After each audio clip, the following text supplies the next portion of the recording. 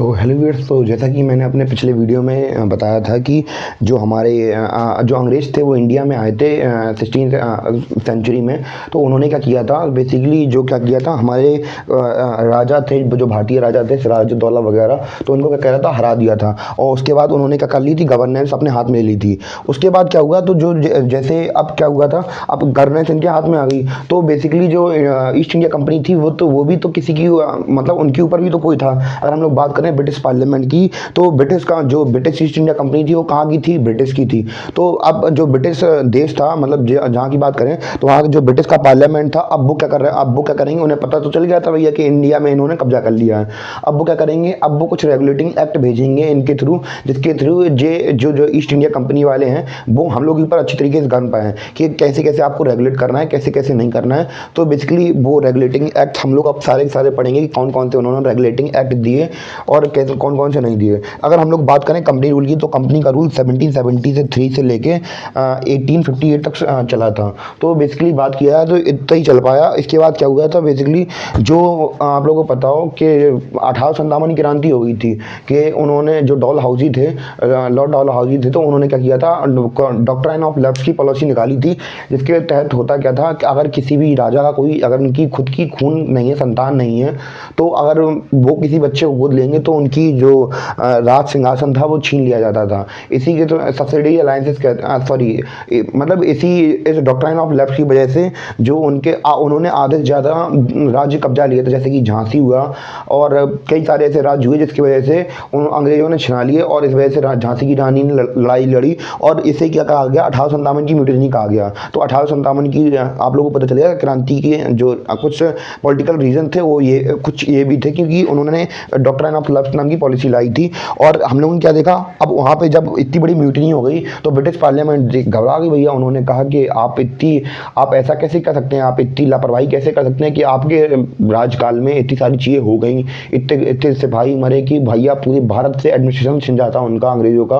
तो अब उन्होंने और ज़्यादा टॉलरेट नहीं किया जो ब्रिटिश पार्लियामेंट थी। उन्होंने क्या किया, आप लोग अब हट जाइए, एडमिनिस्ट्रेशन है वो हम लोग संभाल लेंगे। तो इसके बाद जो हम लोग समझेंगे क्या, जो हम लोग पॉलिटी में बेसिकली हम लोग पढ़ेंगे क्या, जो कंपनी का रूल था, कंपनी में जो रेगुलेटिंग एक्ट थे वो पढ़ेंगे।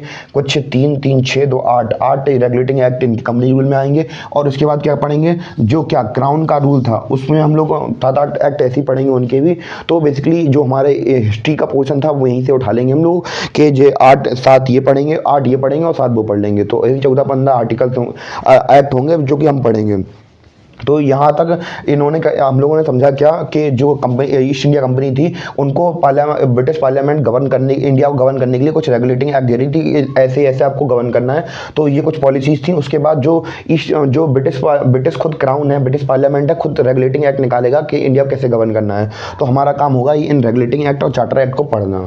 तो अभी आप लोग समझ सकते हैं कि जो पहला रेगुलेटिंग एक्ट निकला था वो क्या था, वो था रेगुलेटिंग एक्ट ऑफ 1773। और दूसरा एक्ट क्या निकला था, अमेंडिंग एक्ट ऑफ 1781। तीसरा एक्ट क्या था, पिट्स इंडिया एक्ट ऑफ 1784।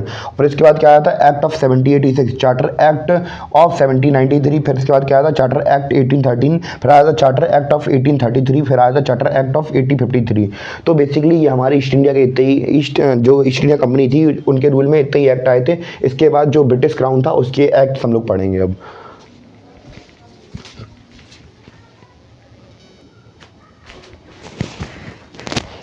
तो बेसिकली जैसे कि हमने अभी तक पढ़ाया था, जो कंपनी रूल था उसके अंदर जितनी एक्ट आई थी हमने वो देखी थी। अब देखेंगे कि जो क्राउन रूल के अंदर जितनी भी एक्ट आई हैं सबके सब हम लोग सबको एक करके समझते हैं वो कौन कौन सी एक्ट आई थी। पहली जो एक्ट आई थी, जो पहली बार जो कंपनी रूल था उससे छीनने के बाद जो पहली एक्ट आई थी वो क्या थी, गवर्नमेंट ऑफ इंडिया एक्ट 1858। दूसरी क्या थी, इंडियन काउंसिल एक्ट ऑफ 1861। दूसरी एक्ट क्या थी, इंडियन काउंसिल एक्ट ऑफ 1892। फिर अगली एक्ट क्या थी, इंडियन काउंसिल एक्ट ऑफ 1909। ऐसे मिनरल रिफॉर्म्स के नाम से भी जाना जाता है। फिर इसके बाद आई थी government of India act of 1999। फिर इसके बाद जो अब बहुत ज़्यादा पॉपुलर थी, साइमन कमीशन के बारे में तो आप लोगों ने सुना ही होगा, बहुत ज़्यादा पॉपुलर थी। और इसमें काफ़ी सारे लोगों के काफ़ी इसमें कम्युनल राइट्स हुए, बहुत ज़्यादा राइट्स हुए इस जो एक्ट आई थी साइमन कमीशन के बारे में। बहुत सारे नारेबाजी हुई थी इस एक्ट को लेकर। उसके बाद क्या था, गवर्नमेंट ऑफ इंडिया एक्ट 1935, और लास्ट में हमारी जो एक्ट आई थी वो क्या थी, इंडियन इंडिपेंडेंस एक्ट 1947, जिसके तहत क्या मिल गई थी, हमें आज़ादी मिल गई थी। तो बेसिकली ये वीडियो केवल यहीं तक था। जो हम लोग अगला वीडियो बनेगा तो अगला वीडियो में हम लोग समझेंगे कि जो जे एक्ट मैंने बताएंगे सबको एक एक करके मैं अच्छी तरीके से एक्सप्लेन कर दूंगा।